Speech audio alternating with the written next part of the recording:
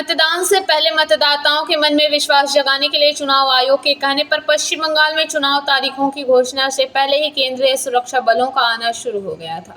आज नियामतपुर चौकी अंतर्गत विभिन्न इलाकों में नियामतपुर चौकी की पुलिस को साथ लेकर केंद्रीय सुरक्षा बलों के जवानों ने रूट मार्च किया। सुबह 10 बजे से यह रूट मार्च शुरू हुआ और नियामतपुर चौकी अंतर्गत विभिन्न इलाकों में यह लोग गए। उन्होंने स्थानीय लोगों से मुलाकात की, उन्हें विश्वास दिलाया कि केंद्रीय सुरक्षा बल और स्थानीय प्रशासन उनके साथ है और बिना किसी डर या भय के अपना वोट अपनी मर्जी के अनुसार दे सकते हैं।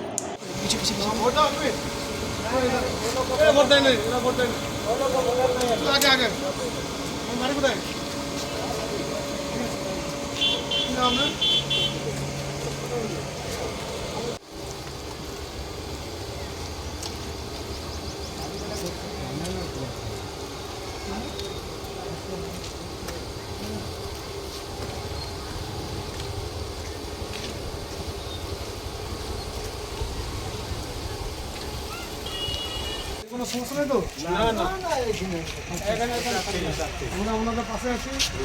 থেকে এসে কোনো সমস্যা হলে জানান, আমাদের ভোটের নিরাপত্তার জন্য আমরা আছি। ঠিক আছে?